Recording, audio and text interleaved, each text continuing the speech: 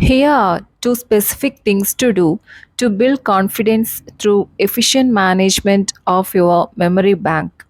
1. Deposit only positive thoughts in your memory bank. Let's face it squarely. Everyone encounters plenty of unpleasant, embarrassing, and discouraging situations. But unsuccessful and successful people deal with these situations in directly opposite ways. Unsuccessful people take them to heart, so to speak. They dwell on the unpleasant situations, thereby giving them a good start in their memory. They don't take their minds away from them. At night, the unpleasant situation is the last thing they think about. Confident, successful people, on the other hand, don't give it another thought. Successful people specialize in putting positive thoughts into their memory bank. What kind of performance would your car deliver if every morning before you left for work, you scooped up a double handful of dirt and put it in your crankcase? That fine engine would soon be a mess, unable to do what you want it to do. Negative, unpleasant thoughts deposited in your mind affect your mind the same way. Negative thoughts produce needless wear and tear on your mental motor. They create worry, frustration, and feelings of inferiority. They put you beside the road while others drive ahead. Do this in these moments when you are alone with your thoughts, when you are driving your car or eating alone. Recall pleasant, positive experiences. Put good thoughts in your memory bank. This boosts confidence. It gives you that I sure feel good feeling. It helps keep your body functioning right too. Here is an excellent plan. Just before you go to sleep, deposit good thoughts in your memory bank. Count your blessings.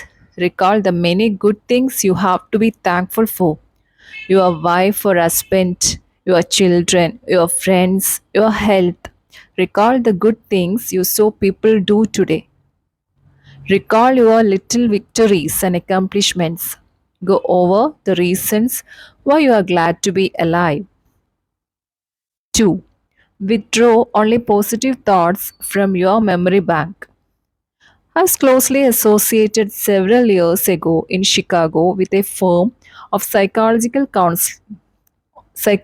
consultants.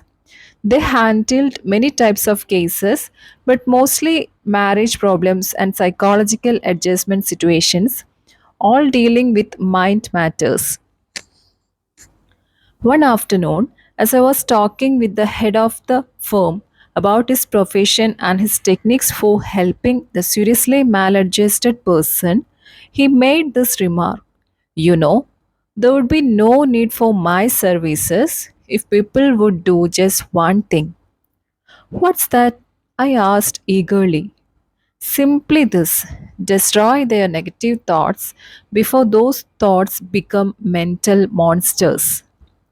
Most individuals I try to help, he continued, are operating their own private museum of mental horror. Many marriage difficulties, for example, involve the honeymoon monster. The honeymoon was not as satisfactory as one or both of the marriage partners had hoped, but instead of burying the memory, they reflected on it hundreds of times until it was a giant obstacle to successful marital relationships. They come to me as much as 5 or 10 years later. Usually, of course, my clients don't see where their trouble lies. It's my job to uncover and explain the source of their difficulty to them and help them to see what a triviality is really is. What a triviality it really is. A person can make a mental monster out of almost any unpleasant happening. My psychologist friend went on. A job failure, a jilted romance, a bad investment. disappointment in the behavior of a teenage child. These are common monsters I have to help troubled people destroy. It's clear that any negative thought, if fertilized with a repeated recall, can develop into a real mind monster, breaking down confidence and paving the way to serious psychological difficulties. In a recent article in Cosmopolitan magazine, The Drive Towards Self Destruction, Alice Mulcahy pointed out that upwards of 30,000 Americans commit suicide each year and another 1 lakh attempt to take their own lives. She went on to say, there is shocking evidence that millions of other people are killing themselves by slower, less obvious methods. Still, others are committing spiritual rather than physical suicide, constantly seeking out ways to humiliate, punish, and generally diminish themselves. The psychologist friend mentioned before told me how he helped one of his patients to stop committing mental and spiritual suicide. This patient, he explained, was in her late 30s and had two children. In late terminology, she suffered from severe depression. She looked back on every incident of her life as being an unhappy experience.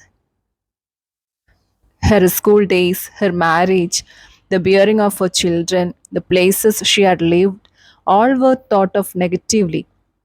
She volunteered that she couldn't remember ever having been truly happy. And since what one remembers from the past colors what one sees in the present, she saw nothing but pessimism and darkness.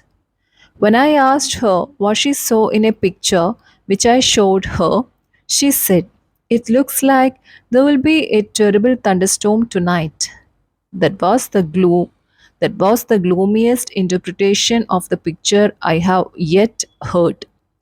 The picture was a large oil painting of the sun low in the sky and a jagged rocky coastline.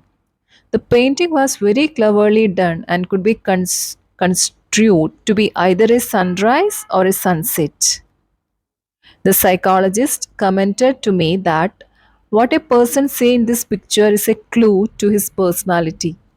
Most people say it's a sunrise, but the depressed, mentally disturbed person nearly always says it's a sunset. As a psychologist, I can't change what already is in a person's memory, but I can, with the patient's cooperation, help the individual to see his past in a different light. That's the general treatment I used on this woman. I worked with her to help her to see joy and pleasure in her past instead of total disappointment. After 6 months, she began to show improvement. At the point, I gave her a special assignment. Each day, I asked her to think of and write down three specific reasons she has to be happy. Then, at her next appointment with me on Thursdays, I would go over her list with her. I continued this sort of treatment for 3 months. Her improvement was very satisfactory. Today, that woman is very well adjusted to her situation. That woman is very well adjusted to her situation. She's positive and certainly as happy as most people. When this woman quit drawing negatives from her memory bank, she was headed toward recovery. Whether the psychological problems is big or little, the cure comes when one learns to quit drawing negatives from one's memory bank and withdraws positives instead.